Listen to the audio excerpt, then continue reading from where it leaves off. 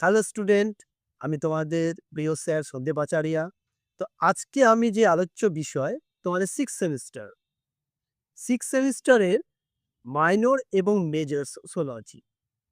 অর্থাৎ সোসিওলজি যাদের মেজর আছে পেপার 14 মানে 14 নম্বর পেপারে, এবং যাদের মাইনর আছে সোসিওলজি তাদের হচ্ছে গিয়ে পেপার 6। তাদের দুটো বিষয় কিন্তু মানে সিলেবাস একই। সেটা হচ্ছে কি সোশিওলজিক্যালি সোশিওলজিক্যাল রিসার্চ মেথড, অর্থাৎ সামাজিক গবেষণা পদ্ধতি। এই সামাজিক গবেষণা পদ্ধতি বিষয় নিয়েই কি প্রশ্ন আসতে পারে এবং তার সম্পর্কে আমি তোমাদের একটা ধারণা দিতে চলেছি। আসতে পারে বলতে হচ্ছে গিয়ে তোমরা সিলেবাস নিশ্চয়ই তোমরা পেয়ে গেছো হাতে। যদি তোমরা না পেয়ে থাকো কমেন্টস করবে আমাকে, আমি তোমাদের কাছে সিলেবাসটা আমার মেসেঞ্জারে পাঠিয়ে দেব। তো এখন ব্যাপারটা হচ্ছে আমি কি আলোচনা করছি। দেখো তোমাদের মেজর এবং মাইনর একই আছে, সে বিষয়ে আমি মেজর মানে আলাদা করে বলছি না। ইউনিট 1 এ যেটা আছে the concept of social research, অর্থাৎ সামাজিক গবেষণা প্রণালীর যে ধারণা, তার মধ্যে তোমাকে কি পড়তে হচ্ছে, মিনিং পড়তে হচ্ছে, তার অর্থ, অবজেক্টিভ ফিচার্স অ্যান্ড ইম্পর্টেন্ট, তার গুরুত্ব, বৈশিষ্ট্য, স্কোপ অফ সোশ্যাল রিসার্চ। এই পার্টটার একটা খুব গুরুত্বপূর্ণ একটা প্রশ্ন। তো আমি সেই পার্টটা বাদ দিয়ে আমাদের আমি তোমাদের ইউনিট 2 টা নিয়ে আলোচনা করছি, যেটা কিন্তু তোমাদের টিকা রূপে আসবে। কি আসবে দেখো কি আছে? মাইনর বা মেজর একই, টাইপস অফ রিসার্চ, অর্থাৎ গবেষণার প্রকারভেদগুলি কি, কি? তো তোমাদেরকে কিন্তু উল্লেখ করে দিয়েছে গবেষণা প্রকারভেদ কিন্তু প্রচুর, প্রায় 18-19 টি আছে, একেকটা পাঠ করে আছে। তো তোমাদের কিন্তু উল্লেখ করে দিয়েছে যে কি পড়তে হবে। কি পড়তে হবে? ১ম এ দেখে বলেছে 2.1 এ আছে বেসিক, অর্থাৎ মৌলিক। তার মধ্যে কি আছে? অ্যাপ্লাইড। অ্যাপ্লাইডটা পড়তে হচ্ছে ফলিত যেটা গবেষণা পদ্ধতি। তারপরে আছে তোমার অ্যাকশন রিসার্চ, কার্যক্রম গবেষণা পদ্ধতি। তারপরে হচ্ছে হিস্টোরিক্যাল, ঐতিহাসিক আছে। তারপরে আছে এম্পিরিক্যাল, অর্থাৎ তোমাকে যেগুলো পড়তে হচ্ছে তার মধ্যে এই সমস্ত জিনিসগুলো পড়তে হবে। তাছাড়া মধ্যে কি থাকছে? এর মধ্যে আছে তোমার ডেসক্রিপটিভ, বর্ণনামূলক। তারপরে আছে তোমার এক্সপ্লেনেটরি, পরীক্ষামূলক। তারপরে আছে তোমার এক্সপ্লোরেটরি, অর্থাৎ ব্যাখ্যামূলক। তো আজকে আমি তোমাদের এই পাঠগুলো সম্পর্কে একটি ধারণা দিয়ে দিচ্ছি। যেমন ১ম পাঠ হচ্ছে গিয়ে গবেষণা পদ্ধতি কাকে বলে? যখন কোনো একটা বিষয়বস্তুকে নিয়ে মানে তাকে পরীক্ষামূলক যখন তার আলোচ্য পদ্ধতি হয় বা কার্য পদ্ধতি নিয়ে আলোচনা করা হয়, সেটাকে কিন্তু আমরা বেসিক্যালি রিসার্চ বলি। এবার রিসার্চের পার্টের মধ্যে তোমাকে কি পড়তে হচ্ছে? যেটা আছে হচ্ছে বেসিক, অর্থাৎ মৌলিক বলতে কি বোঝায়? দেখো মৌলিক হচ্ছে অর্থাৎ পৃথিবী তার বিভিন্ন ঘটনাবলী সম্পর্কে শুধুমাত্র জ্ঞান অর্জনের জন্য যে কার্যপ্রণালী বা গবেষণা করা হয়, সেটাকেই বলা হচ্ছে বেসিক বা মৌলিক গবেষণা পদ্ধতি। কি বলেছে? পৃথিবীর বিভিন্ন ঘটনাবলী বা তত্ত্ব সম্পর্কে, অজানা কোনো ঘটনা সম্পর্কে যখন কোনো কার্য পরিচালনা বা গবেষণা করা হয়, সে সমস্ত পৃথিবীতে বহুদিন প্র- প্রতিদিন নিত্যদিন মানে কিছু না কিছু ঘটনা চলছেই। যখন এই গবেষণা প্রণালী, সেই সমস্ত গবেষকরা এই প্রণালীকে নিয়ে আলোচনা করে বা গবেষণার কাজ পরিচালনা করে, তখন কিন্তু এটাকে আমরা বেসিক বলছি। তারপরটা কি আছে তোমার? তারপরটা আছে অ্যাপ্লাইড। অ্যাপ্লাইডটা কি আছে? ফলিত। অর্থাৎ কি বলেছে? যে গবেষণা বাস্তব কোনো সমস্যার সমাধান বা কোনো কর্মসূচি প্রণয়ন বা বাস্তবায়নের উদ্দেশ্যে, অর্থাৎ কোনো বাস্তব কোনো ঘটনা ঘটেছে, তার সমাধান বা কর্মসূচি পালনের জন্য যে গবেষণা করা হয়, সেটাই হচ্ছে তোমার ফলিত করে। ঠিক আছে? মানে বিভিন্ন রকমের যেমন ঘটনা ঘটছে, কোনো বাস্তব কোনো সমস্যার সমাধানের জন্য। কোনো একটা ঘটনা ঘটেছে, তার সমস্যার সৃষ্টি হয়েছে। তার সমাধান করবার জন্য যে সমস্ত গবেষণা করা হয় বা গবেষণা মানে রিসার্চ করে, সেটাকেই কিন্তু বলা হচ্ছে ফলিত বা এপ্লাইড রিসার্চ। তারপরটা কি আছে? অ্যাকশন, অর্থাৎ কার্যক্রম। কার্যক্রমটা কি বলেছে? দেখো কার্যক্রমটা তোমাকে বলেছে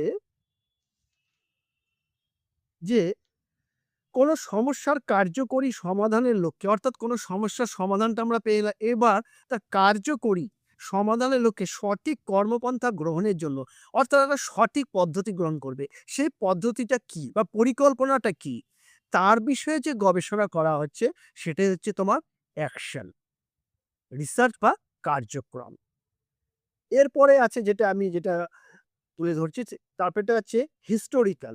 অর্থাৎ হিস্টোরিক্যাল মানে ঐতিহাসিক। ঐতিহাসিক কথাটার মধ্যেই কিন্তু তোমার রিসার্চের কথাটা আছে। ঐতিহাসিক বিষয়বস্তু সম্পর্কে যখন কোনো গবেষণা পদ্ধতি করা হয়, বিভিন্ন ঐতিহাসিক পদ্ধতি যেমন আছে সমাজে, যেমন যে পদ্ধতি মানে অতীতে কোনো ঘটনা বা ঘটনাবলী বা রীতিনীতি বা সংস্কার বা কালচার বা কৃষ্টি, এগুলো বিষয়ে যখন গবেষণা করা হয় সেটাকে বলা হচ্ছে ঐতিহাসিক পদ্ধতি বা ঐতিহাসিক গবেষণা পদ্ধতি, হিস্টোরিক্যাল মেথডস। বুঝতে পেরেছো?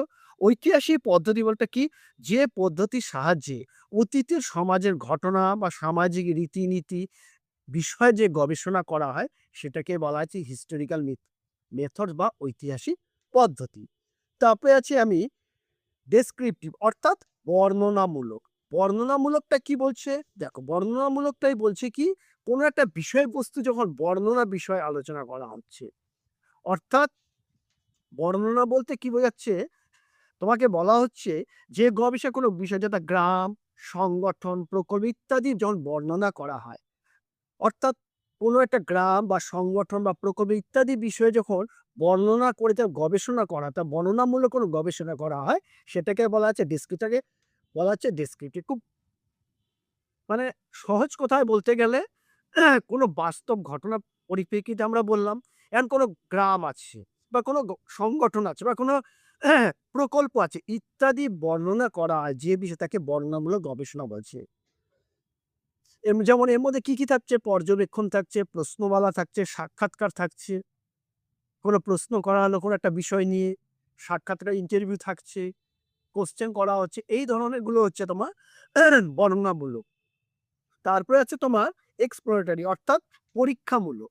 পরীক্ষামূলকটা কি বলছে দেখো, যে গবেষণায় নতুন বিষয় উদ্ঘাটন বা আবিষ্কার করা হয়, নতুন কোনো বিষয় উদ্ঘাটন বা আবিষ্কার করা হয় তাকে ঘটনামূলক বা গবেষণা বলা হয়। মানে আমি খুব সংক্ষেপে বলে দিচ্ছি যে যে গবেষণায় কোনো নতুন বিষয়ে ঘটনা বা আবিষ্কার করা হয়, কোনো বিষয় উদ্ঘাটন হচ্ছে এবং আবিষ্কার করা হচ্ছে এবং তাকে নিয়ে গবেষণা করা হচ্ছে, সেটা হচ্ছে তোমার এক্সপ্লোরেটরি রিসার্চ। তারপরে আছি আমরা এক্সপ্লোরেটরি রিসার্চ। এক্সপ্লোরেটরি রিসার্চ কাকে বলছি আমরা? যেটাকে বলা হচ্ছে পরীক্ষামূলক গবেষণা, উম ব্যাখ্যামূলক গবেষণা। এই ব্যাখ্যামূলক গবেষণাটা কি হচ্ছে? যে গবেষণায় বিভিন্ন চলকের মধ্যে কার্যকর সম্পর্ক নির্ধারণ করা হয়। যেমন ব্যাখ্যামূলক গবেষণা কেন? প্রশ্নের উত্তর বেশি আলোকপাত করা এবং এর উত্তর দিয়ে দিলে সচেষ্ট হয়। মনে করো কোনো একটা জায়গায় কেন এখানে মাদকাসক্তির নেশার সংখ্যা বাড়ছে? কেন মাদকাসক্তির সংখ্যা বাড়ছে? অপরাধের সংখ্যা বাড়ছে? এই যে এই ধরনের যখন প্রশ্ন করা হয়, তার ব্যাখ্যা চাওয়া হয়, সেটা হচ্ছে এক্সপ্লোরেটরি রিসার্চ। এই যে আমি তোমাদের বললাম একটার পর একটা যে মেথডস গুলো, এই মেথডস গুলো কিন্তু সব তোমাদের টিকা হিসেবে কত নম্বরে আসবে? ৬ নম্বরে আসবে। তো আমরা আজকে কি পেলাম?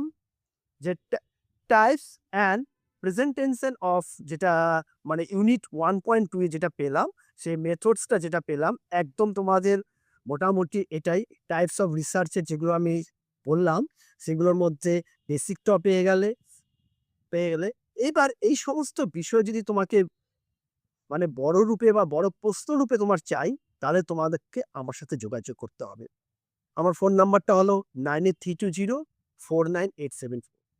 এই বিষয়গুলো তোমরা যদি জেরক্স আকারে নিতে চাও, তাহলে জেরক্স আকারে নিতে পারো। আমার কাছে এরকম জেরক্স আকারে পেয়ে যাবে। এইভাবে তোমাদের জেরক্স পেপার অনুযায়ী থাকবে, সব প্রশ্নের উত্তর একটার পর একটা করে লেখা থাকবে। তুমি সেখান থেকে অ্যান্সার করতে পারবে। এবং তোমরা যদি মনে করো যে পিডিএফ চাও, সেটাও তোমাদেরকে তোমরা পেয়ে যাচ্ছ। তোমাদের কোনো সমস্যা নেই। তো টাইপস অফ রিসার্চের বিষয়বস্তুটা যদি আরো বৃহত্তরভাবে তোমাদের নোট আকারে আসবে, এই নোট আকারে জানতে গেলে বা পেতে গেলে বা বিস্তারিত জানতে গেলে তোমরা অবশ্যই আমার সাথে যোগাযোগ করো। তোমাকে নোটস আকারে বা এটা যদি আরো বিস্তারিতভাবে তুমি জানতে চাও, বুঝতে চাও, তোমরা আমার সাথে যোগাযোগ করো। বা তোমরা যদি টিউশন পড়তে চাও, তাহলে শিলিগুড়ি মার্গারেট স্কুল প্রধাননগরে যে আছে সেখানেই আমি পড়াই। 25 স্টুডেন্ট অলরেডি শুরু করেছে তারা পড়া। তোমরা আমার সাথে যোগাযোগ করো এবং এই রিসার্চ বিষয়ে তোমাদের যে নোট আমি দিয়ে দেবো।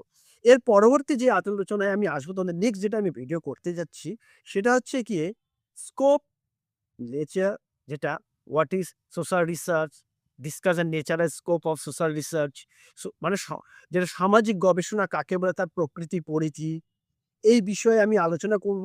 এবং তার সঙ্গে হাইপোথিসিস কি, অনুকল্প কি, meaning, definition and role in research, এই ব্যাপারে আমার নেক্সট আসছে ভিডিও, তার জন্য অপেক্ষা করুন। তো আজকে শেষ করছি এখানে।